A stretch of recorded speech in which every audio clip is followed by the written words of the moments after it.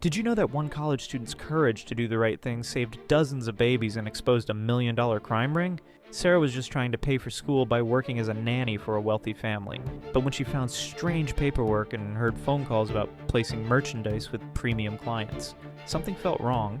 Her blood ran cold when she discovered pregnant women hidden in the basement. The family was selling their babies to rich couples for hundreds of thousands of dollars through fake adoption agencies.